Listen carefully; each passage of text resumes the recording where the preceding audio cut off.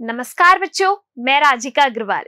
यहाँ पर हम पढ़ रहे हैं कक्षा 12वीं का अध्याय नंबर 8, जिसका नाम है मानव समाज। पिछली क्लास के अंदर हमने बात की थी ग्रामीण बस्तियों की।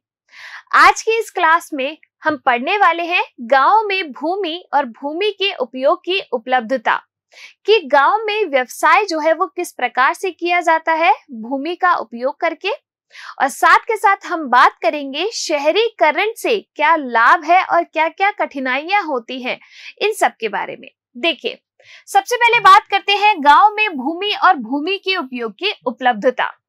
गांव में मुख्य व्यवसाय क्या होता है? कृषि। ठीक है, केवल कृषि है। ग्रामीण समुदाय में जमीन का मालिक होता है और कृषि श्रमिक शामिल होते हैं। एक तो जमीन का मालिक जिसकी जमीन है, दूसरा जो उस पर कृषि करते हैं। पहली श्रेणी के लोगों के पास भूमि होती है तथा दूसरी श्रेणी के लोगों की मदद से अपनी फसल उगाते हैं। तो जो श्रमिक होते हैं वो उस खेत के अंदर खेती करते हैं, और जबकि मालिक जो होता है वो उसका खुद की जमीन होती है, जो किसी और की सहायता से वो उसको उपजाऊ बनाता है या फिर उस पर फसल उगवाता है। बढ़ती जनसंख्या के कारण सड़कें, बांध, रेलवे ट्रैक, घर, उद्योग का निर्माण करने की आवश्यकता बढ़ने लगी है। अब आपको पता है जैसे जैसे जनसंख्या बढ़ेगी उनकी आवश्यकताएं भी बढ़ेगी, तो इन सभी का निर्माण करने की आवश्यकता बढ़ी है। इन विकासशील गतिविधियों के लिए गांव वालों को कम मुआवजा देकर जो उनकी महंगी जमीनें हैं वो खरीद ली जाती हैं। ग्रामीणों से आवश्यक जमीन ली गई है, इसीलिए कृषि भूमि में भयंकर कमी हुई है। क्या किया? जो बड़े बड़े लोग हैं उन्होंने कम मुआवजा देकर जो किसान लोग हैं उनसे उनकी जमीनों को खरीद लिया है। अब बात करते हैं आधुनिक तकनीकी का कृषि और ग्रामीण जीवन पर प्रभाव की, कि किस प्रकार से ग्रामीण जीवन पर प्रभाव पड़ा है आधुनिक कृषि का। पारंपरिक और आधुनिक कृषि का उद्देश्य होता है अधिक फसलों का उत्पादन करना। अगर हम किसी चीज को विकसित कर रहे हैं तो हमारा उद्देश्य ये होना चाहिए ना कि हम कम समय के अंदर ज्यादा उत्पादन कर सके फसलों का। ये अपना आधुनिक कृषि का उद्देश्य है। आधुनिक कृषि प्रौद्योगिकी को अपने उद्देश्य प्राप्ति में मशीनी उपकरणों से, सिंचाई सुविधाओं के विस्तार से तथा कृषि रसायनों जैसे कि खाद और कीटनाशकों के छिड़काव आदि से काफी सहायता मिली है। देखो, इन सब के प्रयोग से हमने उत्पादन को बढ़ा लिया है, कीटनाशकों को कम कर दिया है, लेकिन इसके साथ साथ हम क्या कर रहे हैं, इस पर्यावरण को दूषित भी कर रहे हैं। तो अगर हमें एक तरफ ये लाभ प्राप्त हो रहा है तो दूसरी तरफ हमें कुछ हानियां भी हो रही हैं। देखिए, गहन कृषि जिसका अर्थ है कृषि उपकरणों, कृषि रसायनों, अनियोजित शहरीकरण, वनों की कटाई, औद्योगिकीकरण से भूमि में फसलों का उत्पादन बढ़ाना, जिसको अपन क्या कहते हैं? गहन कृषि कहते हैं। क्या हो रहा है? शहरीकरण हो रहा है, मशीनों का प्रयोग कर रहे हैं, तरह तरह के रसायनों का प्रयोग कर रहे हैं, जिससे उत्पादन तो बढ़ गया लेकिन हमारा पर्यावरण नष्ट हो रहा है। वनों की कटाई और औद्योगिकीकरण ने अलवणीय जल निकायों और भूमिगत जल स्रोतों को क्या कर दिया है? अत्यधिक प्रदूषित कर दिया है। कैसे? जब ये रसायन प्रयोग में लिए जाते हैं तो वैसा तो नहीं है कि पूरे रसायन जो पेड़ पौधे हैं उनके द्वारा अवशोषित कर लिए जाएंगे। जो बाकी के बचे रसायन होते हैं केवल कुछ ही किए जाते हैं, बाकी के जो रसायन है वो बहकर जल निकायों के अंदर आ जाते हैं, जिसकी वजह से जो पानी है वो दूषित होता है। वनों की कटाई की वजह से क्या हो रहा है? वन कम हो रहे हैं, जिसकी वजह से प्रदूषण बढ़ रहा है, प्राकृतिक आपदाएं बढ़ रही हैं। देखिए, कृषि क्षेत्रों से मिट्टी बह जाती है और वह अन्य रसायनों का प्रयोग खाद और कीटनाशकों और उर्वरकों को लेकर जल स्रोतों में ले जाता है। इससे सुपोषण और शैवाल वृद्धि हो जाते हैं। देखो, मान लीजिए कोई भी कचरा है या फिर कोई भी ऐसा अपशिष्ट पदार्थ है, वो निकल के जल स्रोतों में चले गया। अब उसके अंदर नाइट्रोजन, फास्फोरस जैसे पदार्थ होते हैं, जिस पे आपके जो शैवाल है वो वृद्धि करते हैं। शैवालों की वृद्धि की वजह से वहां पर क्या होता है कि सुपोषण हो जाता है, इसको अपन कहते हैं यूट्रोफिकेशन। ठीक है, शैवाल वृद्धि करते हैं, जिसकी वजह से जो जल में उपस्थित जीव है उनको प्रॉपर ऑक्सीजन नहीं मिल पाती। प्रॉपर ऑक्सीजन नहीं मिलने की वजह से जो जलीय जीव है उनकी मृत्यु हो जाती है। तो देखो, सुपोषण जलीय जीव जिनमें मछली आती है, जो गांव में प्रमुख खाद्य सामग्री का स्रोत होता है, उसे भी मार देता है। तो यूट्रोफिकेशन की वजह से क्या हुआ? जलीय जीव आपके नष्ट हो जाते हैं, साथ के साथ जल भी प्रदूषित होता है।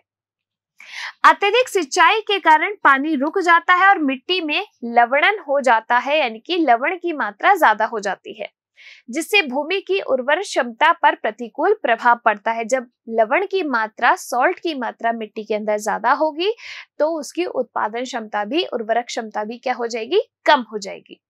तो इसका ये क्या है, दुष्प्रभाव है आधुनिक कृषि का। सिंचाई के लिए कुओं से अत्यधिक मात्रा में जल निकालने से कई क्षेत्रों में भूमिगत जल क्या हो जाता है, सूख जाता है। झीलों, नदियों, जल निकायों में प्रदूषण के कारण कई क्षेत्रों में पानी की गुणवत्ता में क्या हो गई है, कमी हो गई है। तो पानी का प्रदूषण होने की वजह से उसकी गुणवत्ता घट गई है, यानी कि हमारे पर्यावरण को नुकसान हो रहा है, जो हमारे प्राकृतिक संसाधन है उनको नुकसान हो रहा है। आगे देखिए, लगातार उपयोग में लाए जाने वाले उर्वरकों और पीड़कनाशकों के कारण भूमिगत जल स्रोत प्रदूषित हो गए हैं। पीड़कनाशियों का प्रयोग, कुछ ऐसे रसायनों का प्रयोग किया जाता है फसलों को सुरक्षित रखने के लिए, जिसकी वजह से जल स्रोत प्रदूषित हो जाते हैं, क्योंकि वो बहकर जल में आ जाते हैं और पानी की गुणवत्ता क्या हो गई है, खराब हो गई है, यानी कि ये जल प्रदूषण का एक मुख्य कारण है।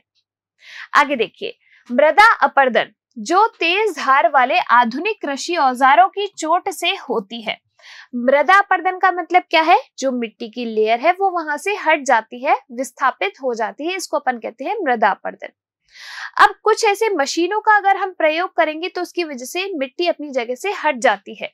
नदियों में गाद जमा देती है। गाद वह कीचड़ अथवा मृदा है जो जलीय निकायों में छन कर इसे ढीला कर देता है। ठीक है, तो मृदा का अपरदन भी होता है इस आधुनिक कृषि में जो उपयुक्त उपकरण है, मशीन है, उनकी वजह से। लगातार उसी भूमि पर अथवा सीमांत भूमि पर खाद्य उत्पादन को बढ़ाने के लिए मिट्टी को प्राकृतिक प्रक्रियाओं के माध्यम से भूमि के पुनः उर्वरा युक्त होने के लिए समय नहीं मिलता। पहाड़ी ढलानों की खेती में मृदा अपरदन का कारण बनती है। क्लियर? अब बात करते हैं भारतीय संदर्भ में, यानी कि शहरी जीवन सुविधा के साथ साथ परेशानियां भी प्रदान करता है। ऐसा नहीं है कि शहरों में केवल सुविधाएं हैं, केवल सुख है। शहरों के अंदर कुछ परेशानियों का भी सामना करना पड़ता है, क्योंकि भीड़ भाड़ बढ़ गई है तो सारी आवश्यकताएं भी सभी की उतनी होती है, तो उसकी वजह से कुछ कठिनाइयों का सामना भी करना पड़ता है। शहरी जीवन के वरदान तथा अभिशाप दोनों ही हैं। अवसरों की कमी, निर्धनता, रूढ़िवादी जीवन शैली और कट्टरपंथियों का दबाव ग्रामीण युवाओं के ऊपर गांव से शहरों और शहरों से गांव की ओर जाने को प्रेरित करता है। ठीक है, देखिए, गांव के अंदर ऐसे अंधविश्वास होते हैं, कट्टर लोग होते हैं, कुछ ऐसे अवसरों की कमी होती है जिसकी वजह से गांव के लोग शहरों में आते हैं। अब कुछ बहुत ही कम लोग हैं जो शहर के, जो गांव के अंदर जाते हैं उस सुकून को प्राप्त करने के लिए, क्योंकि वहां पर इतनी भीड़ भाड़ नहीं होती। गांव में रोजगार के अवसर क्या है, सीमित है, और युवक अपने माता पिता और पूर्वजों के व्यवसाय को जारी नहीं रखना चाहते। रेडियो, टेलीविजन, मोबाइल फोन के माध्यम से बेहतर प्रदर्शन संभव हो जाता है। शहर पहुंचकर उनको सुविधाओं तथा कठिनाइयां दोनों का ही सामना करना पड़ता है।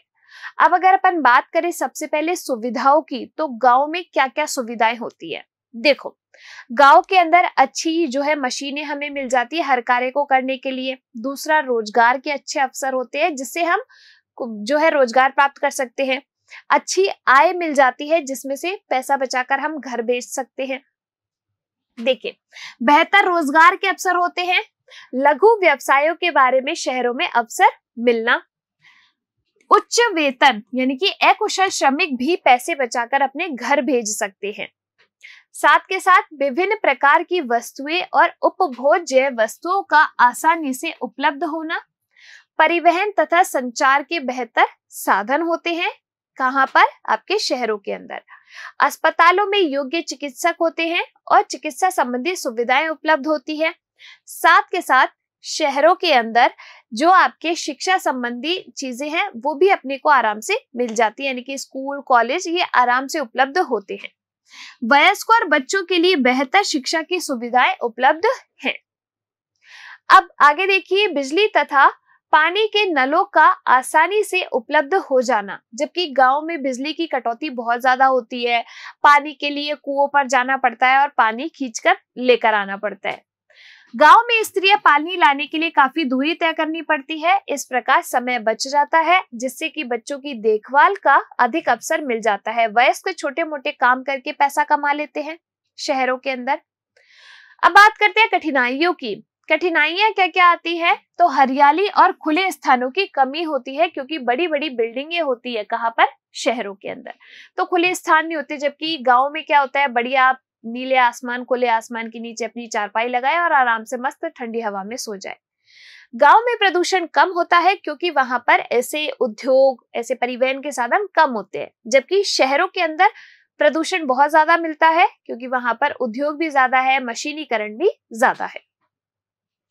वायु की गुणवत्ता में कमी। गांव काफी हद तक प्रदूषण से मुक्त है, जबकि शहरी क्षेत्रों में उद्योगों, ऑटोमोबाइल, तापीय संयंत्र आदि से वायु क्या होती है, प्रदूषित होती है।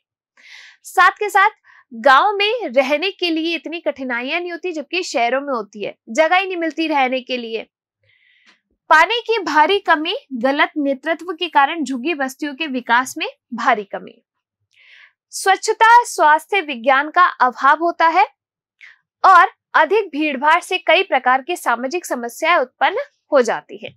तो ये क्या है, आपकी कुछ ऐसी कठिनाइयां हैं जो शहरों में रहकर लोगों को फेस करनी पड़ती है, इन कठिनाइयों का सामना करना पड़ता है। तो आज की इस क्लास में हमने बात की है कि जो आधुनिक कृषि है उससे हमारे पर्यावरण पर क्या प्रभाव पड़ रहा है। साथ के साथ हमने बात की है शहरों में सुविधाएं तो मिलती है, लेकिन सुविधाओं के साथ साथ कुछ ऐसी कठिनाइयां भी देखने को मिलती है। इसके बारे में हमने यहाँ पर चर्चा की। अगर आपको क्लास पसंद आई है, आप इस क्लास को लाइक कीजिए। जो भी आपके डाउट्स है वो आप कमेंट सेक्शन के अंदर लिख सकते हैं। हम मिलेंगे अगली क्लास में। तब तक आप लोग खुश रहिए, स्वस्थ रहिए। धन्यवाद।